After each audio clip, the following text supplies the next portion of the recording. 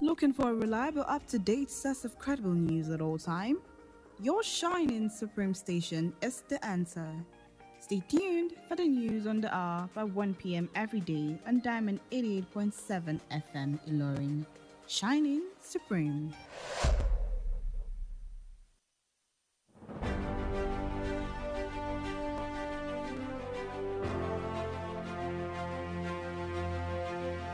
From the news desk of Diamond 88.7 FM Ilorin, this is news on the hour.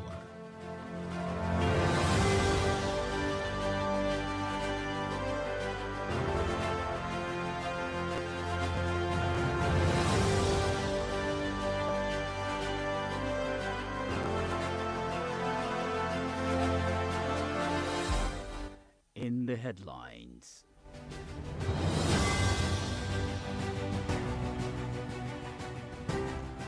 Governors to review Supreme Court verdict on local government autonomy, says Soludo.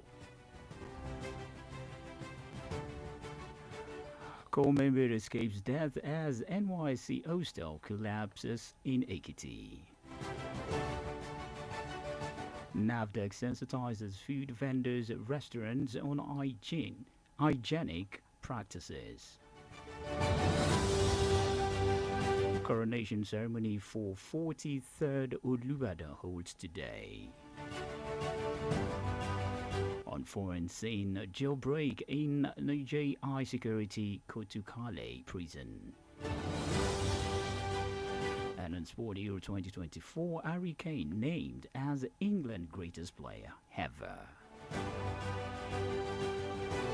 And good afternoon and thank you for staying tuned to Diamond 88.7 FM Ilorin. This is the news on the hour. I am Precious Afolabi D. We'll bring you details of the news after the short break. We'll be right back.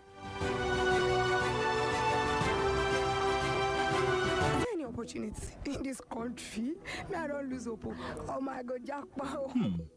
Leaving the country may not be the solution that you think it is. Don't make leaving Nigeria the only solution to your life's challenges. Japa because you want to, but stop raising it as a solution to national issues that you can work on and fix. Nigeria will always be your home, and together we can make it better. This message is reaching you from Diamond 88.7 FM Ilorin.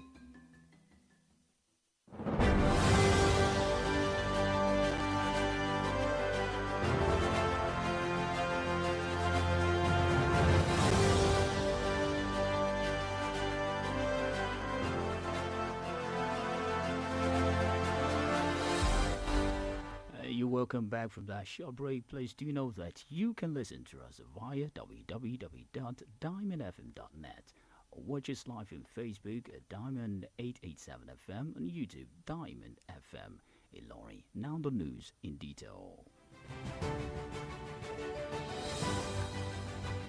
Governor Charles Soludo of Anambra State says governors will review the Supreme Court verdict that granted financial autonomy to local government councils. Soludo spoke after a meeting with the President Bola Tinubu at the State House in Abuja, describing the verdict by the Apex Court as great.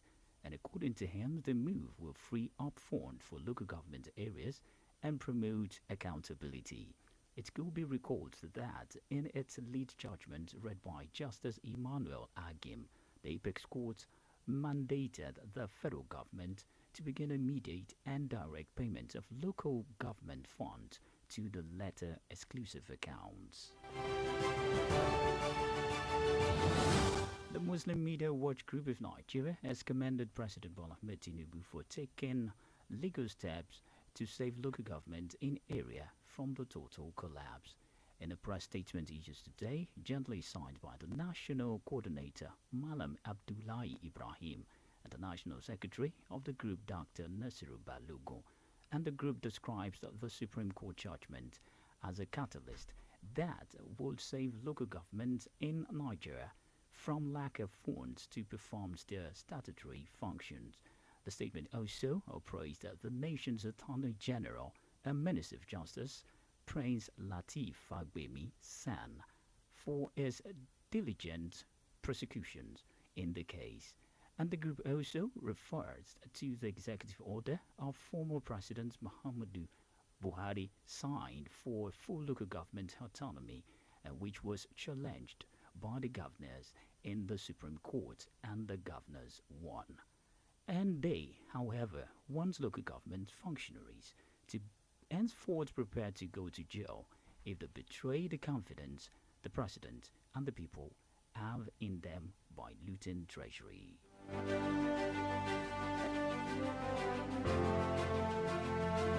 The former Minister of Power, Mr. Sela Mamman, who was remanded in prison custody over his alleged complicity in a 33 million naira fraud, is secured bail from the Federal High Court sitting in Abuja.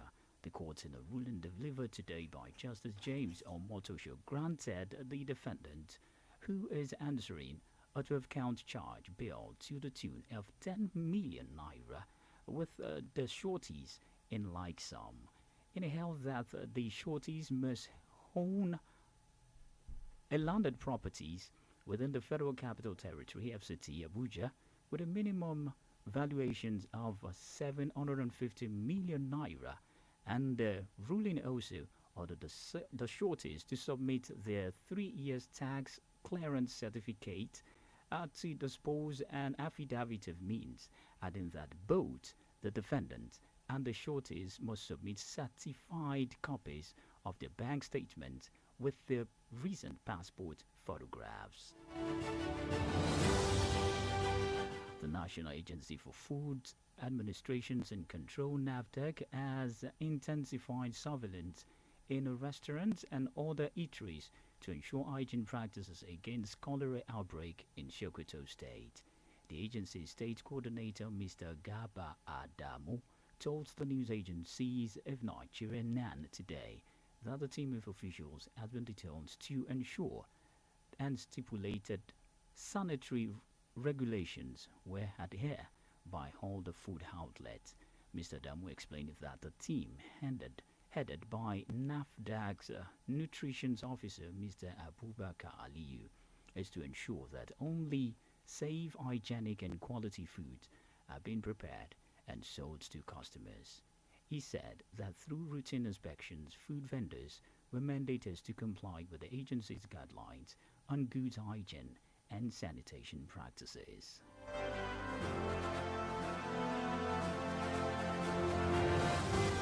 The governorship candidate of the Social Democratic Party in the 11th of November 2023 governorship elections in Kogi State, Murtala Ajaka, has asked her supporters to become following his loss at the appeal court. Ajaka lost at the appellate court yesterday as a three-man panel of judges affirms by victory of Usman Ododo as the duly elected governor of Kogi. Shortly after the ruling, Ajaka rejected the appellate court verdict, vowing to reclaim what he describes as a stolen mandate at the Supreme Court. And according to Ajaka, the journey to reclaiming his mandate is not limited to the decision of the appellate court.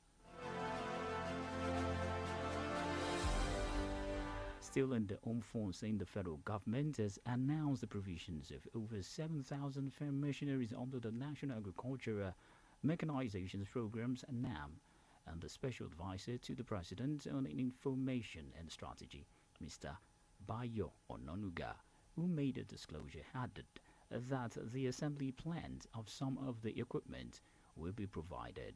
In reactions to this development, Diamond FM News Room was on the street of Ilorin to sample people's opinions on the effectiveness of these strategies in alleviating food insecurity in the country. An entrepreneur named Miss Sarah Williams, while speaking in support of the initiatives, enjoins the government to invest more in agriculture so as to strengthen food availability and limit food importation. Actually, they've been promising without fulfilling it. Five months in a year is of no use. Why? Because after 5 months, what next?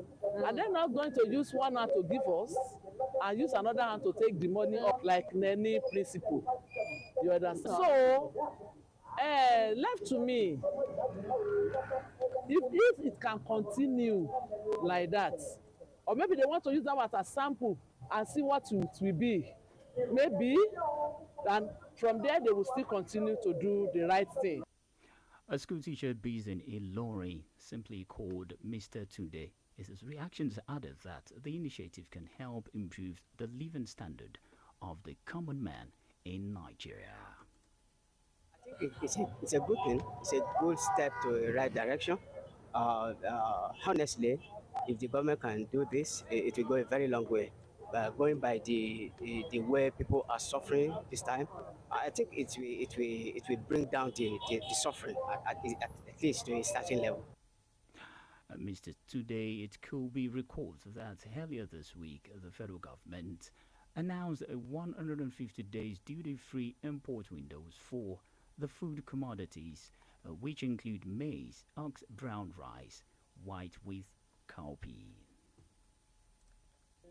That will go far and will go viral for the masses, especially the less privileged that don't have much source of income. It will let them be able to take good care of themselves, and in other way, it will help the local community economy and improve the locality in many ways.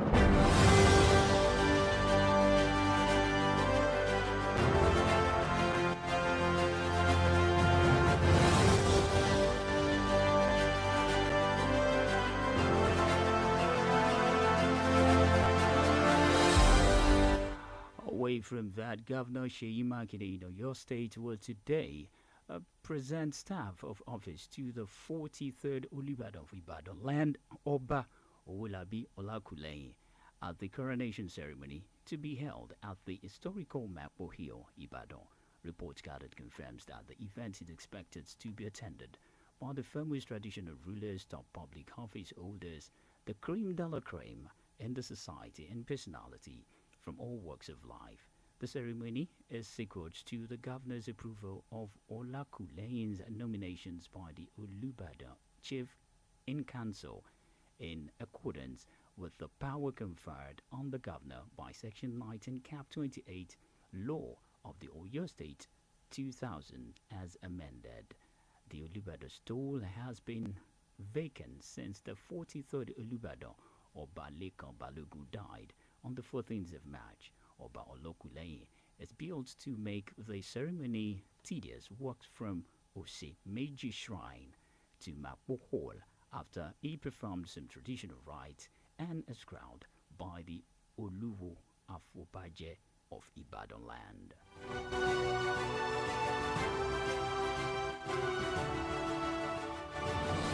Some National Service Corps NYSC members deployed to Ekiti State narrowly escaped death this morning when the wall of the female hostel of the orientation camp collapsed on them. The Corps members, who are reportedly recuperating in the clinic, were said to have been rescued by their male counterparts, and officials of the NYSC who spoke on anonymity confirms the incident, adding that only 2 Corps members were affected and recently are recuperating in the camp clinic. And according to him, this has been persistent call by the leaderships of the NYC in Ekiti State for the renovations of the dilapidated hostels, but all the calls proved abortive. The official called on the parents and guidance not to panic over the incident, noting that the incident had no serious negative impact on the Corps members. Meanwhile, the Corps members are in Ekiti State NYC camp for the 3 weeks compulsory orientation course. The news is reaching you from Diamond 88.7 FM Ilorin. We go on a break now. When we return, we move to other segments.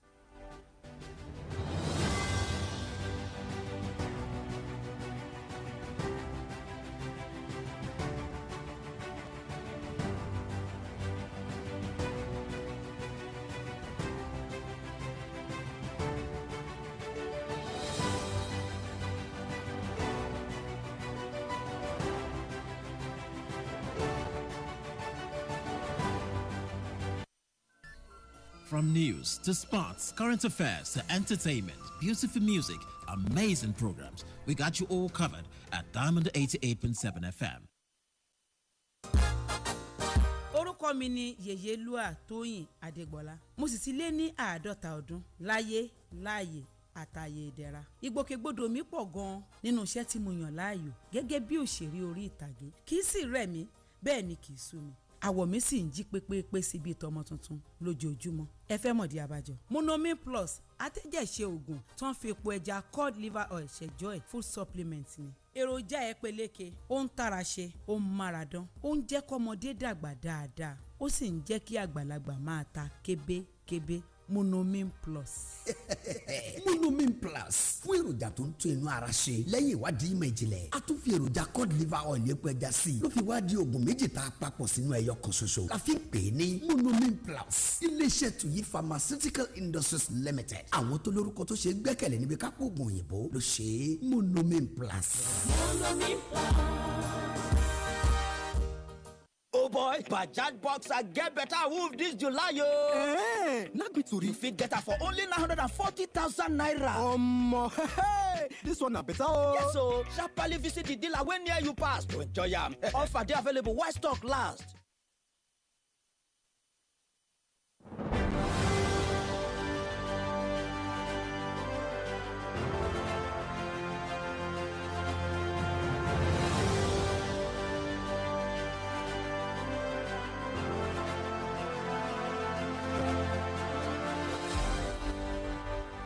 Welcome back from that break. You're still listening to News on the Hour, reaching you from Diamond 887 FM, Iroyin on the foreign scene.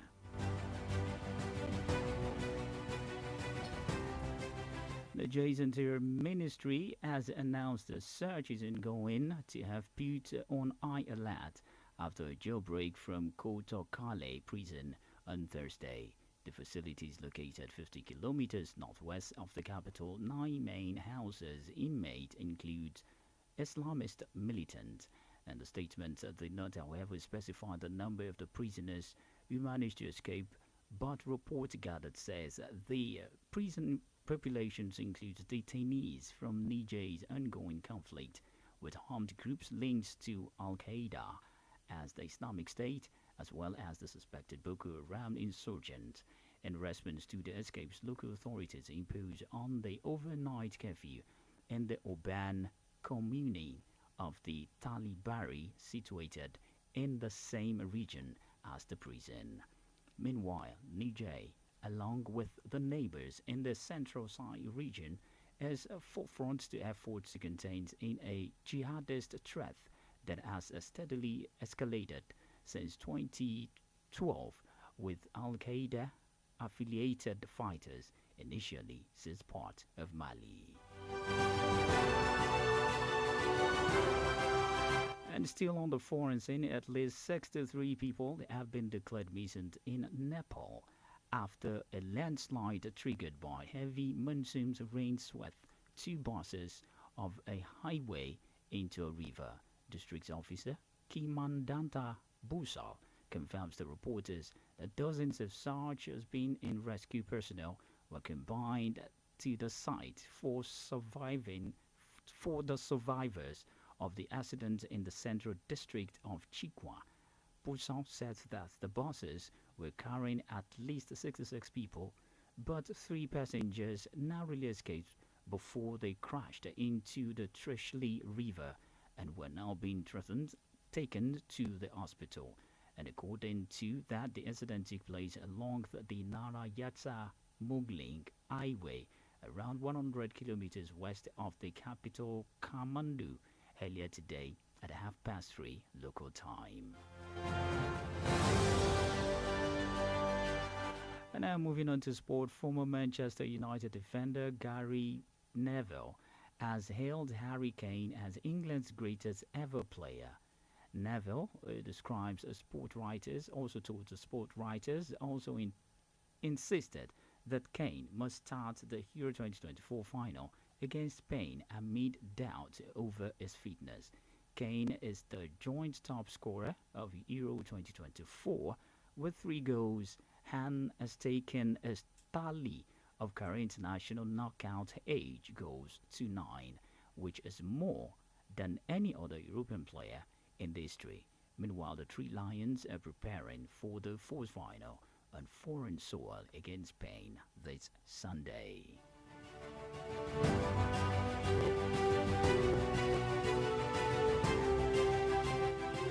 The arrivals is forward Uchenna Kano and Chinwedu Izezu at the Super Falcon camp in Sevilla, Spain on Thursday afternoon brought the number of players in camp to 20, with only defender Oluwatosin Demi and former Macklins still expected as the 9-time African champions intensify preparation for their returns to the Women's Olympic football tournament, and both players are scheduled to arrive at the team hotel Barcelo Mozzetito Golf and Resort this afternoon, thereby making it a full camp.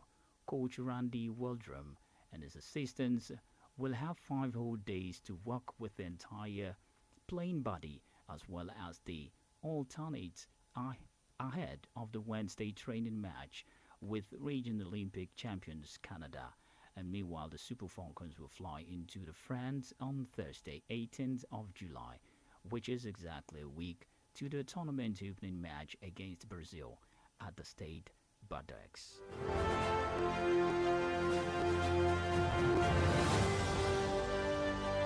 With that, we have come to the end of the news on the hour, but before we go, here again a recap of the major stories and the highlights.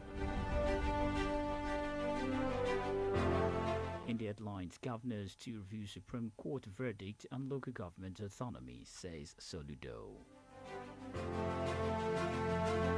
Corps members escapes death as NYSC hostels collapses in Ekiti.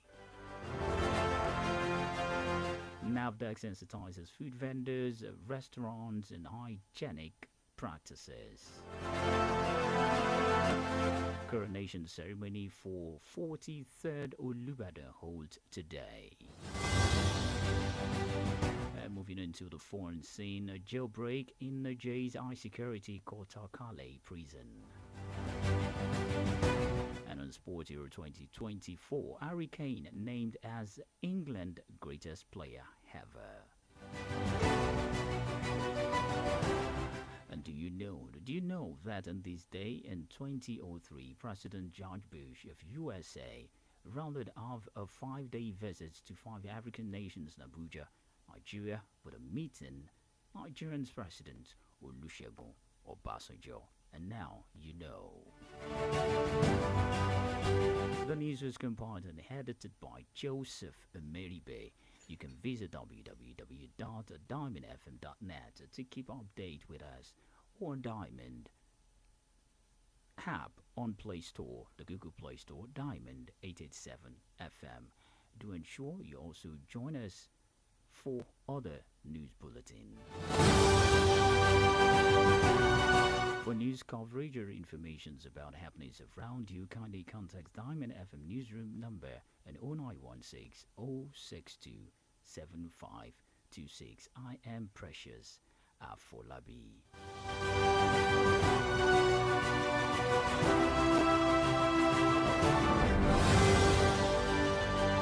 Bí a bá ń sọ nípa àgbékalẹ̀ ìròyìn tí kò lẹ́jà bákan nínú. Ikọ̀ ẹ̀ṣọ́ aláàbò alájùmọ̀ ṣiṣẹ́ pọ̀ lápá ìlà oòrùn àríwá ti ṣàṣeyọrí. Ètò eré ìdárayá. Àwọn tí Ronaldo ní ìsìn nìyẹn, àwọn tí Lionel Messi náà ń bẹ́ẹ̀. Ètò amúlùdùn tí kò lẹ́lẹ́gbẹ́. Akínyìn o. Akínyìn àlùyìn lọ́gọ́nù. Bàrìbà. Lórílẹ̀‐èdè Nàìjíríà. Mélòó la ń kà nínú eyín Adípèlé Diamond 88.7 FM. Ọ̀rẹ́ tímọ́tímọ́ tí kò ní fi í sílẹ̀ nígbà kọ̀ọ̀kan. Diamond FM Ìlọrin, àwa là ń gbé ìròyìn àwọn ìṣẹ̀lẹ̀, orin àtàwọn amúlùdùn yògbà tí ò láfijọ́ ṣe ti aráyé.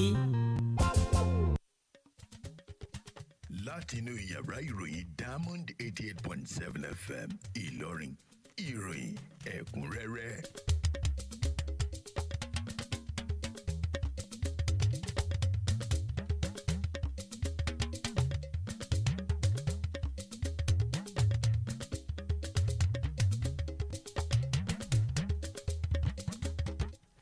ẹ káàsán àsìkò iṣẹ́ òní ṣáájú ẹgbẹ́ àwọn kókó tó wà nínú ìròyìn náà. Àwọn gómìnà yóò ṣàgbéyẹ̀wò ìdájọ́ ilé ẹjọ́ gíga jùlọ lórí òmìnira àwọn ìjọba ìbílẹ̀ Soludo ló sọ bẹ́ẹ̀ lọ́rọ̀. Orí kó àwọn ọmọ àgùnbánirọ̀ yọ lọ́wọ́ ikú o lásìkò tí ibùdó ìfiniwọ̀sí wọn ṣàdédé wó lulẹ̀ nípínlẹ̀ Èkìtì. Àjọ NAFDAC ṣètò ìlanilọ́yẹ̀ fáwọn olóúnjẹ. Ayẹyẹ ìwúyè fún Olúbàdàn tuntun yóò wáyé lónìí. Nílé òkèèrè ìṣẹ̀lẹ̀ jíjà ọgbà ẹ̀wọ̀n nílẹ̀ Níjẹ̀ mú kí ètò ààbò gbópọn sí ní ọgbà ẹ̀wọ̀n Kòtòǹkálì. Lábala ìròyìn eré ìdárayá wọ́n ti dárúkọ Harry Kane gẹ́gẹ́ bí ògbóǹtarìgì agbábọ́ọ̀lù nílẹ̀ England. Ẹ ṣeun bí ẹ ṣe ń tẹ́tí sí wa àkójọpọ̀ ìròyìn ilẹ̀ wa lámúdé láti ìkànnì ìgbóhùnsáfẹ́fẹ́ Diamond 88.7 FM Ìlọrin. Ọlárenwájú Oyewole ni oníròyìn yín. Ẹ̀kúnrẹ́rẹ́ ìròyìn náà ń bọ̀ wá lẹ́yìn ìdánudúró ráńpẹ́ yìí. Ta ni mọ̀lá tó ti gbé ilẹ̀ yẹn lọ dà sójú agbára. Bàbá Tanímọ̀lá ẹ ti gbàgbé pé ẹni ní kílẹ̀ ayé ó da ó nìkan kọ́ ni yóò jèrè ẹ bẹ́ẹ̀ sì nílé ayé ò dùn fẹ́nìkan ṣoṣo ẹ kúkú mọ̀ pé ìjọba ò ní dáwọ́ dúró láti máa dẹ́kun dídá ilẹ̀ sójú àgbàrá tó ń fa ìṣẹ̀lẹ̀ omíyalé àgbàrá ya ṣọ́ọ̀bù ilẹ̀ rírì ilé dídàwó àti àwọn ìjàmbá míì tó lè tètè sọ ní di aláìnílé lórí ẹ sì mọ̀jà gbàgbé pípín àgbàrá máa gbé tọmọdé àtàgbà lọ ẹ sá fún ilẹ̀ dídà sójú àgbàrá. Ilẹ̀ dídà sójú àgbàrá kò dára káyé fọwọ́ ara wa ṣera wa. Ọ̀rọ̀ ìmọ̀ràn yín wá láti iléeṣẹ́ Diamond 88.7 FM.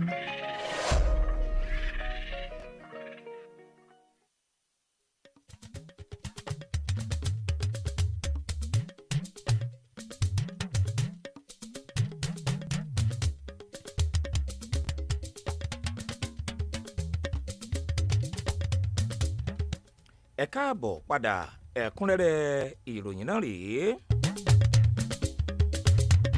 Gómìnà ìpínlẹ̀ Anambra arákùnrin Charles Soludo ti sọ di mímọ̀ pé àwọn gómìnà yóò ṣe àgbéyẹ̀wò ìdájọ́ ilé ẹjọ́ gíga jùlọ léyìí tí ó fún àwọn ìjọba ìbílẹ̀ lómìnira.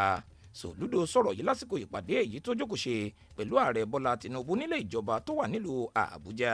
Bẹ́ẹ̀ lójúwe ìdájọ́ ilé ẹjọ́ gíga jùlọ náà gẹ́gẹ́ bí àṣeyọrí ńlá o gẹ́gẹ́ bí ó ti wí ìgbésẹ̀ ọ̀hún kò sẹ̀yìn àti fún ìjọba ìbílẹ̀ láǹfààní láti ṣàmúlò àwọn ohun àlùmọ́nì rẹ̀ tí mọ́ ìṣèjọba gbangba làṣántà. Ẹ ó rántí pé onídàájọ́ Emmanuel Agim ló ṣáájú pàṣẹ fún ìjọba àpapọ̀ láti gùn létí san owó ìjọba ìbílẹ̀ sínú àwọn àsùnwọ̀n èyí tí wọ́n ti yà sọ́tọ̀ fún wọn.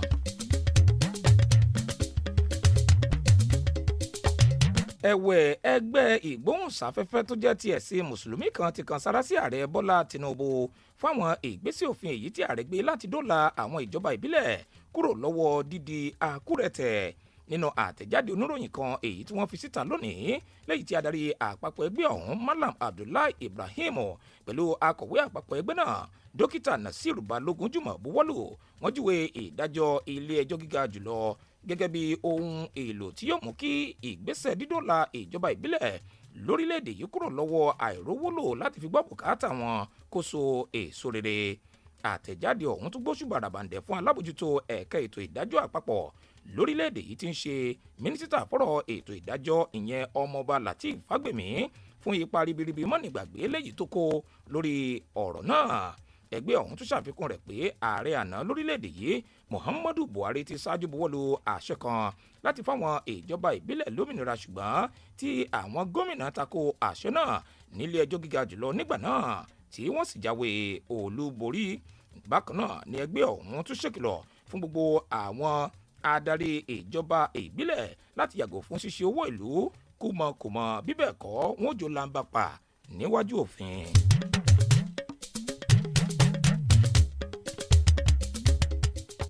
Àjọ tó mójútó ohun tẹnu jẹ nílẹ̀ wa NAFDAC ti tẹ pẹ̀lẹ́bà ìgbésẹ̀ ìfimúfínlẹ̀ o lórí àwọn ilé oúnjẹ ìgbàlódé tẹ máwọn ilé oúnjẹ mìíràn lójúnà àti rí dájú pé wọ́n tẹ̀lé ìlànà pínpínwọ́ ìtànkálẹ̀ àjàkálẹ̀ àrùn kọ́lẹ́rà nípínlẹ̀ Sokoto.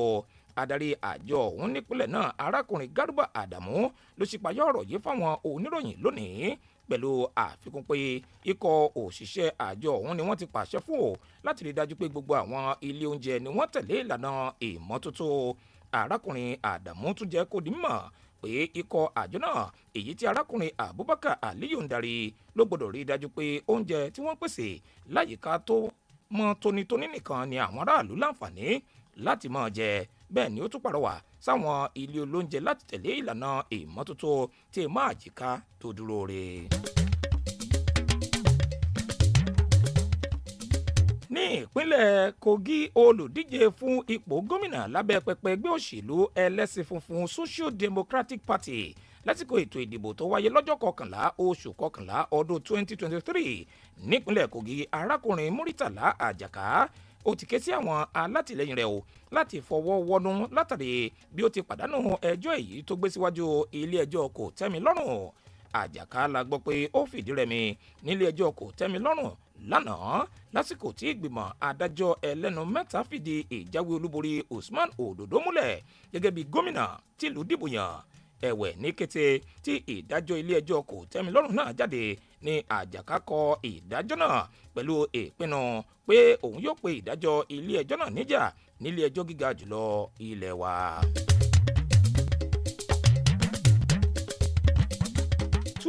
Ìjọba àpapọ̀ ilẹ̀ wa ti kéde pípèsè àwọn ohun èlò oko tó lé ní 7,000 o lábẹ́ agbọn ètò ọ̀gbìn ti ìgbàlódé. Olùbádámọ̀ràn pàtàkì sí ààrẹ lórí ọ̀rọ̀ ìròyìn ohun ìlànà àmútẹ̀lé arákùnrin Báyọ̀ Ọ̀nánúgà ló ṣípayá ọ̀rọ̀ yìí pẹ̀lú àfikún pé ìjọba àpapọ̀ yóò ṣètò ibùdó tí wọn yóò ti máa tò àwọn irinṣẹ́ oko ọ̀hún papọ̀. Ẹ̀wẹ̀ ní ìdáhùn sí èyí ikọ̀ aṣojúkọ̀ròyìn iléeṣẹ́ wa Diamond FM láǹfààní láti gbọ́ ìrò aráàlú lórí ìgbésẹ̀ náà lójúnà àti wá ojútùú sí àìrájájá ọ̀rọ̀ oúnjẹ lórílẹ̀‐èdè yìí. Gbajúgbajà oníṣòwò ní omidan Sarah Williams nígbà tó ń sọ̀rọ̀ lórí àtìlẹ́yìn rẹ̀ fún ètò náà ó rọ ìjọba láti ná owó tó tó owó sí ẹ̀ka ètò ọ̀gbìn lójúnà àti mú kí oúnjẹ ó pọ̀ lọ́pọ̀ yanturu ní tìbútòrò orílẹ̀‐èdè yìí.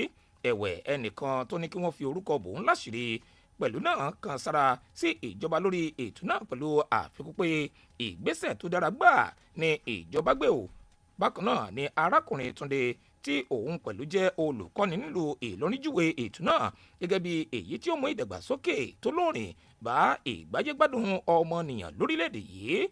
Ẹ̀wẹ̀ ẹ ó rántí pé ní ìbẹ̀rẹ̀ ọ̀sẹ̀ yìí ni ìjọba àpapọ̀ kéde àǹfààní yíyọ owó èyí tí wọ́n fi lé àwọn orí oúnjẹ oníkóró bíi àgbàdo, ìrẹsì àtàwọn oúnjẹ oníkóró mìíràn fún 150 ọjọ́ gbáko.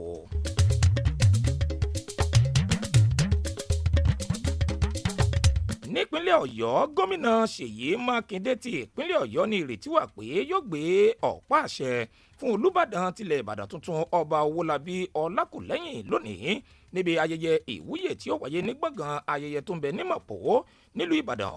Ìròyìn fìdí ẹ̀ múlẹ̀ pé àwọn èèyàn kànrìnkànrìn ni yóò péjú pésẹ̀ síbi ètò ọ̀hún o àwọn ọba aláyé tẹ máwọn ọ̀tọ̀kùlúùlú káàkiri àgbáyé. Ètò ayẹyẹ ìwúyè ọ̀hún ló wáyé látàrí bí gómìnà ti ṣe buwọ́lu orúkọ ọba Ọlákùlẹ́yìn léyìí tí ìgbìmọ̀ afọbajẹ nílẹ̀ Ìbàdàn fi ṣọwọ́ sí níbàámu pẹ̀lú agbára èyí tí òfin gbé wọ gómìnà lábẹ́ ìwé òfin ilé wa abala 19 ojú ewé ìwé òfin ìpínlẹ̀ Ọ̀yọ́ tọdún 2000 léyìí tí wọ́n ṣe àtúnṣe rẹ̀. Ẹ̀wẹ̀ àpèrè Olúbàdàn tilẹ̀ Ìbàdàn ọ̀hún ló ti ṣòfò látìgbà tí ọba Lékan Balógun ti gbéṣẹ̀ lọ́jọ́ 14 oṣù kẹta ọdún 2024. Ẹ̀wẹ̀ ọba Ọlákùlẹ́yìn ló la gbogbo àwọn ìlànà àṣà àti ìṣe ìfọbajẹ kọjá o lẹ́yìn náà ni olúwo afọbajẹ tilẹ̀ Ìbàdàn gbé adélé lórí gẹ́gẹ́ bí ọba. Nípínlẹ̀ Èkìtì ọ̀pọ̀ àwọn ọmọ àgùnbánirọ̀ ni tí wọ́n sì rí òòlù nípínlẹ̀ Èkìtì lórí ti kóyọ o lọ́wọ́ ikú lóòrọ̀ òní lásìkò tí ògiri ibùdó ìfiniwọ̀sí tó jẹ́ tàwọn obìnrin ṣàdédé yálulẹ̀ lé wọn lórí o. Àwọn ọmọ àgùnbánirọ̀ ọ̀hún la gbọ́ pé wọ́n gbé dìgbàdìgbà bí èkó òṣòro lọ sílé ìwòsàn níbi tí wọ́n ti ń gba ìtọ́jú. Ẹ̀wẹ̀ òṣìṣẹ́ àjọ àgùnbánirọ̀ tó ní kí wọ́n fi orúkọ bòun láṣìírí fìdí ìṣẹ̀lẹ̀ náà múlẹ̀ pẹ̀lú àfikún pé àwọn ọmọ àgùnbánirọ̀ méjì ni wọ́n farapa bẹ́ẹ̀ ni wọ́n ti ń gba ìtọ́jú tí ara wọn sì ti ń bọ̀ sípò nílé ìwòsàn gẹ́gẹ́ bí ó ti wí o ṣáájú àkókò yìí ni wọ́n ti ké sí ìgbìmọ̀ adarí àjọ NYSC nípínlẹ̀ Èkìtì láti ṣe àtúnṣe ibùdó ìfiniwọ̀sí ọ̀hún ṣùgbọ́n tí gbogbo ìgbìyànjú wọn já sí pàbó wọ́n ti wá ké sí gbogbo òbí àti alágbàtọ́ láti má ṣe pami ọkàn tàbí bẹ̀rù rárá àti rárá o pẹ̀lú àfikún pé ìṣẹ̀lẹ̀ ọ̀hún kò mú ẹ̀mí ẹnikẹ́ni dání o. àkójọpọ̀ ìròyìn ilẹ̀ wa lẹ̀ ń tẹ́tí sí láti ìkànnì ìgbóhùnsáfẹ́fẹ́ Diamond 88.7 FM Ìlọrin. Ìròyìn náà yóò tẹ̀síwájú lẹ́yìn ìdánudúró ráńpẹ́ yìí.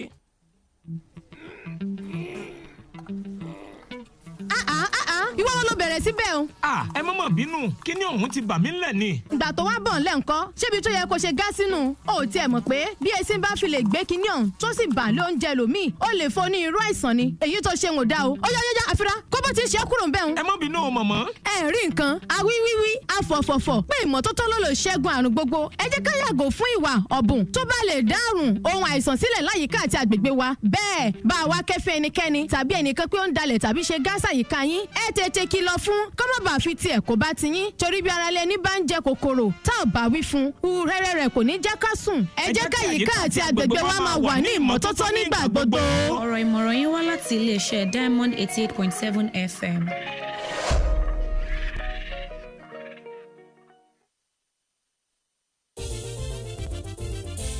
kára ó lè pé bá ara ríro kò sí mọ́ ó ti lọ wá bí wọ́n sí kára ó lè pé bá mú rẹ̀ àtúrà dáadáa. kókó lára ọ̀tá le. gbéra ńlẹ̀ kó dìde. kára ó lè pè ń bá. àtúrà wọ̀ àtúrà pẹ̀sẹ̀ àtúrà dáadáa. kegun tó kegun náà. kára ó yá gágá. ara ń ronú tẹ́lẹ̀ kò ronú mọ́. tẹ̀bá ti fi kára ó lè pè ń bá ra. lẹ́sẹ̀kẹsẹ̀ ló ń ṣiṣẹ́ wọnú igun. tó sì ń ṣe àtúntò rẹ̀. òṣùbù yẹ̀kẹ́ fa párọ̀ tàbí fi ẹsẹ̀ dá. fi kára ó lè pè ń bá wọ̀. káì ara rẹ̀ ó lè padà yakinlala. action. ó jẹ́ ara ríro tàbí ẹ̀yìn dídùn. kára ó lè pè ń bá lọ́kọ̀ gbogbo wọn. agbára pọ̀. kára ó lè pè ń bá. tuyi pharmaceutical industries limited. àwọn tó lórúkọ tó ṣe é gbẹ́kẹ̀lé níbi ká po oògùn òyìnbó ló ṣe é. kára ó lè pè ń bá. ẹ̀rọ ṣẹ̀ṣẹ̀ pín ìrèpàtú òpèrè ta pàtà pọ́npọ́n. kára ó lè pè ń bá. ó kì í síbẹ̀. kára ó lè pé bá mú rẹ̀ àtúrà dáadáa. Oh boy, Bajaj Boxer get better wolf this July, yo. Not be to you fit get her for only 940,000 naira. Hey, this one na better oh. Yes, so sharply visit the dealer when near you pass to enjoy am. Offer dey available while stock last. Ẹ darapọ̀ mọ́ wa ní ìtàkùn káyélujára wa, ìtàkùn ìbádọ́rẹ̀ẹ́ Facebook, ìtàkùn abẹ́yẹfò Twitter àti Instagram lórí Diamond 887 FM. Diamond FM, shining supreme. Ìròyìn ẹ̀kúnrẹ́rẹ́ láti ilé iṣẹ́ Diamond FM.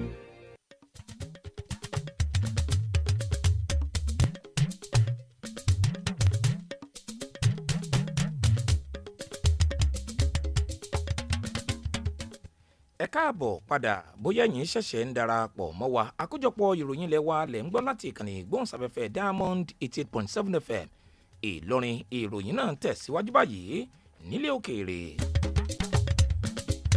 iléeṣẹ́ ọba tó ń rí sí ọ̀rọ̀ abẹ́lé lórílẹ̀‐èdè Niger ti kéde pé ẹ̀ka tó ń ṣèwádìí ohun tó ń lọ nílùú ni wọ́n ti gùnlé iṣẹ́ takuntakun o lórí ìṣẹ̀lẹ̀ jíjà ọgbà ẹ̀wọ̀n èyí tó wáyé ní ọgbà ẹ̀wọ̀n Kotonkali lọ́jọ́bọ̀. ọgbà ẹ̀wọ̀n ọ̀hún la gbọ́ pé ó wà ní 50 kìlómítà sí olúùlú ilẹ̀ náà ní Niamey. ẹ̀wẹ̀ àtẹ̀jáde náà ni kò sọ ní pàtó iye àwọn ẹlẹ́wọ̀n tí ó na pápá bora. àmọ́ ò ìròyìn fi léde pé òǹkà àwọn ẹlẹ́wọ̀n ọ̀hún ni wọ́n jẹ́ ọmọ ikọ̀ adìhámọ́ra tí wọ́n ṣiṣẹ́ pọ̀ pẹ̀lú ẹgbẹ́gun Al-Qaeda tí máwọn ọmọ ẹgbẹ́ ikọ̀ alákatakítí ẹ̀sìn tí máwọn afurasí ọmọ ikọ̀ Boko Haram kan. ẹ̀wẹ̀ ní ìdáhùn sí ìṣẹ̀lẹ̀ mímóríbọ̀ ọ̀hún ikọ̀ aláṣẹ lábẹ́lẹ̀ ti wá fòfin de ìrìn òru o láwọn agbègbè tó ń bẹ ní tìlábẹ́rì. bákan náà ní ilẹ̀ Niger pẹ̀lú àwọn orílẹ̀-èdè alámúlétì wọn tí wọ́n wà láàrin gbùngbùn ẹkùn Sahel ni wọ́n jùmọ̀ sa ipá wò láti kí ìdúnkokò ikọ̀ alákatakítí ẹ̀sìn lákìwọ̀ léyìí tí ó ti gbìnàyà láti ọdún 2012 nígbàtí ikọ̀ alájùmọ̀ ṣiṣẹ́ pọ̀ pẹ̀lú ẹgbẹ́gun Al-Qaeda gbàkóso àwọn apá kan lórílẹ̀‐èdè Mali.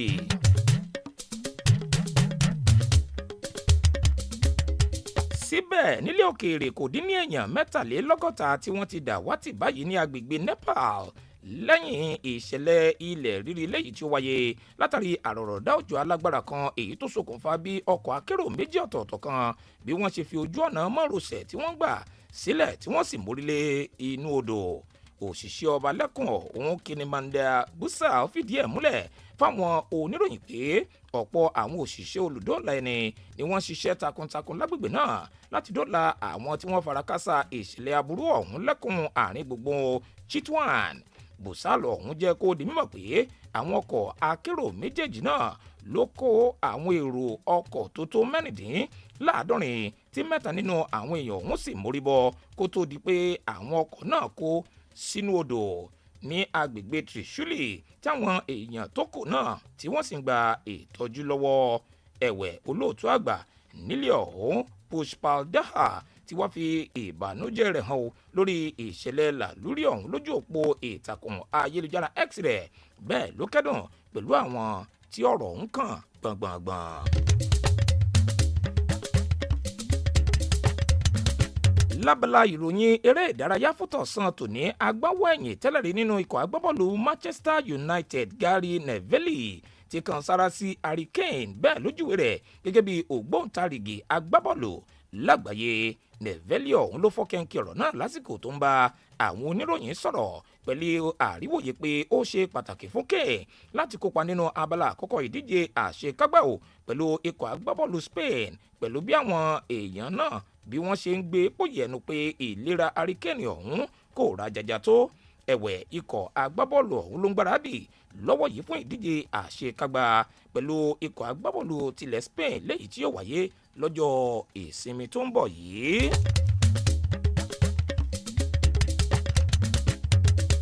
Síbẹ̀ lábala ìròyìn eré ìdárayá àwọn agbábọ́ọ̀lù iwájú ọmọ agbábọ́ọ̀lù fún ikọ̀ Super Falcons méjì ọ̀tọ̀ọ̀tọ̀ Uchenna Kanu ti mọ Chiwendu Ihezuo ti gúnlẹ̀ sí ibùdó ìgbáradì wọn nílùú Sevilla lórílẹ̀‐èdè Spain léyìí tí ó mú kí àpapọ̀ òǹkà àwọn agbábọ́ọ̀lù tí wọ́n ti gúnlẹ̀ sí ibùdó ìgbáradì ọ̀hún gbẹnu sókè sí 20 níye pẹ̀lú ìrètí pé agbáwọ̀ ẹ̀yìn nínú ikọ̀ ọ̀hún Olúwatósìn Dèmẹ́yìn ti mọ adéọwọ́ iwájú mú lórí pápá ìyẹn Chinoyerem Macklin ni wọ́n jùmọ̀ darapọ̀ máwọn ojúgbà wọn ní ibùdó ìgbáradì náà ní ìmúrasílẹ̀ fún ìdíje Olímpíìkì tó jẹ́ tàwọn agbábọ́ọ̀lù lóbìnrin.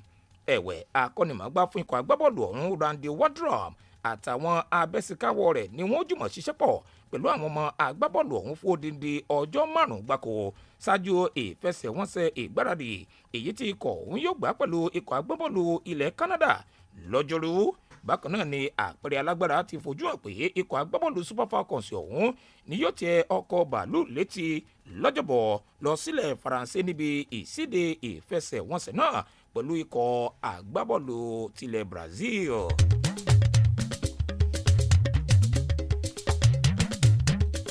Àkójọpọ̀ ìròyìn ilé wa fún tọ̀sán tòní ọ̀hún kò ní jù báyìí lọ kí n tó parí ìròyìn yìí ẹgbẹ́ àwọn kókó tá a ti ṣáájú mẹ́nubà nínú ìròyìn náà lẹ́ẹ̀kan sí i. Àmúwá sétígbọ̀ yín lọ́sàn-án tòní wípé àwọn gómìnà yóò ṣàgbéyẹ̀wò ìdájọ́ ilé ẹjọ́ gíga jùlọ lórí òmìnira àwọn ìjọba ìbílẹ̀. Soludo ló sọ bẹ́ẹ̀ lọ́rọ̀. Àtúnjẹ kẹgbẹ́ lọ́sàn-án tòní wípé orí kó àwọn ọmọ àgùnbánirọ̀ yọ lọ́wọ́ ikú lásìkò tí ibùdó ìfiniwọ̀sí wọn ṣàdédé wó lulẹ̀ nípínlẹ̀ Èkìtì. Àtúnjẹkẹ gbọ́lọ́sàn tòní wípé àjọ NAFDAC ṣètò ìlanilọ́yẹ̀ fáwọn olóúnjẹ. Nípínlẹ̀ Ọ̀yọ́ àmúwá sétígbọ̀ yín lọ́sàn tòní wípé ayẹyẹ ìwúyè fún Olúbàdàn tilẹ̀ Ìbàdàn tuntun yóò wáyé lónìí. Nílẹ̀ òkèèrè ajẹ́kẹ́ gbọ́ wípé ìṣẹ̀lẹ̀ jíjà ọgbà ẹ̀wọ̀n ní ilẹ̀ Nìjẹ̀ mú kí ètò ààbò gbópọn sí o ní ọgbà ẹ̀wọ̀n Kòtòǹkálì. Lábala ìròyìn eré ìdárayá àmúwá sétígbọ̀ yín lọ́sàn tòní wípé wọ́n ti dárúkọ Harry Kane gẹ́gẹ́ bí ògbóǹtarìgì agbábọ́ọ̀lù nílẹ̀ England. Àkójọpọ̀ ìròyìn ilé wa fún tọ̀sán tòní ọ̀hún kò ní jù báyìí lọ lẹ́ẹ̀kan sí kí n tó máa lọ ẹgbọ́ iṣẹ́ tá a ní fún yín yìí. ǹjẹ́ ẹ mọ̀ wípé láyọjọ́ òní lọ́dún 2003 ní ààrẹ ilẹ̀ Amẹ́ríkà nígbà náà ààrẹ George Bush parí àbẹ̀wò ọlọ́jọ́ 5 rẹ̀ sáwọn orílẹ̀-èdè 5 ọ̀tọ̀ọ̀tọ̀ nílẹ̀ adúláwọ̀ sílùú Àbújá pẹ̀lú ìpàdé àpérò pẹ̀lú ààrẹ ilẹ̀ wa tẹ́lẹ̀ rí olóyè Olúṣẹ́gun Ọbásanjọ́. àkójọpọ̀ ìròyìn ilẹ̀ wa fún tọ̀sán tòní ọ̀hún kò ní jù báyìí lọ. ẹ má gbàgbé láti pàdé wa ní aago 3 àtàgo 4 tí mọ́ aago 5 ìrọ̀lẹ́ òní fúnírúurú ìròyìn àti láti máa gbádùn àwọn ọ̀kan ọ̀jọ̀kan ètò wa sọ́wọ́ wájú. ẹ lè rí wa gbọ́ rí wa wò kétékété lórí àtẹ ayélujára wa www.diamondfm.net tàbí kẹ́ dáńlódù app wa Diamond FM lórí Google Play Store tàbí lórí Apple Store láti fi èyíkéyìí ìṣẹ̀lẹ̀ gbọ̀njó tàbí ìṣẹ̀lẹ̀ yàjóyàjó tó bá ń ṣẹlẹ̀ láyìíká àti agbègbè yín tó yàrá ìròyìn iléeṣẹ́ wa létí ẹ kàn sí wa lórí ẹ̀rọ ìbánisọ̀rọ̀ yìí 09160627526 Joseph Emeribe ní olóòtú àkójọpọ̀ ìròyìn ilẹ̀ wa fún tọ̀sán tòní. Ọ̀lànrẹ̀wájú Oyewole ló tú sí èdè àbínibí tó sì mú wá sétígbọ̀yìn. ẹ ṣé o bí ẹ ṣe ń tẹ́tí sí ìkànnì yín tó tàwọn yọ ẹ̀ mọ́ yáṣẹ́ o. ìròyìn ẹ̀kúnrẹ́rẹ́ láti ilé iṣẹ́ Diamond FM. ẹ ǹlẹ́ o ẹ̀yin ẹlẹ́gbẹ́mẹgbẹ́ ẹgbẹ́ mi ti kọ́lé ńlá ó yẹ kémi náà ó ti kọ́ ẹgbẹ́ mi ti rọkọ̀ bọ̀gìnì ó yẹ kémi náà ó ti rà ẹgbẹ́ mi ti ṣègbéyàwó ó yẹ kémi náà ó ti ṣe ẹgbẹ́ mi ti rèlú òyìnbó ó yẹ kémi náà ó ti lọ ẹgbẹ́ mi ti joyè láwùjọ ó yẹ kémi náà ó ti jẹ ó wá dáa bẹ́ẹ̀ bákan méjì nílé ayé ẹgbẹ́ rẹ tó ti dẹni àná ńkọ́ ǹjẹ́ o rántí ẹgbẹ́ rẹ tó wà nípò àìsàn ọ̀pọ̀ ẹgbẹ́ rẹ ń bẹ lọ́gbà ẹ̀wọ̀n ó yẹ kíwọ náà ti lọ ọ̀rẹ́ mi dẹ́kun àti máa wago aláago ṣiṣẹ́ má fààyè rẹ wáyé aláyé adélé ayé la pàdé ọ̀tọ̀ọ̀tọ̀ láàrin wá ìgbà àti àsìkò wà fún oníkálukú ìkànnì Diamond 88.7 FM ló sọ wípé ìgbà lè máa gbà ọ́ lọ́wọ́ lónìí kọ́ sùúrù ìgbà náà ń bọ̀ wá gbà ọ́ ìgbà tiẹ̀ náà ń bọ̀ wá dé má kánjú jọlọ́run lọ. ọ̀rọ̀ ìmọ̀ràn yín wá láti iléeṣẹ́ Diamond 88.7 FM. Oh boy, Bajaj Boxer get better wolf this July yo. Not be to You fit get her for only 940,000 naira. Hey, this one na better oh. Yes so, sharply visit the dealer when near you pass to enjoy am. Offer dey available while stock last.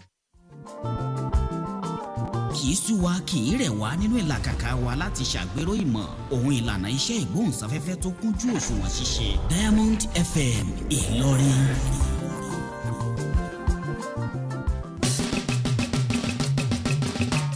bílẹ̀ ṣe ń ṣú bílẹ̀ ṣe ń mọ́ ọjọ́ orí ìdínkù ẹ̀dá ń yọ agogo wọn ń dún wọn ò fura ní wákàtí tó kọjá ò tún wáyé mọ́. bílẹ̀ ṣe ń ṣú bílẹ̀ ṣe ń mọ́ ọjọ́ orí ìdínkù ẹ̀dá ń yọ agogo wọn ń dún wọn ò fura ní wákàtí tó kọjá ò tún wáyé mọ́. Saoty bílẹ̀ ṣe ń ṣú bílẹ̀ ṣe ń mọ́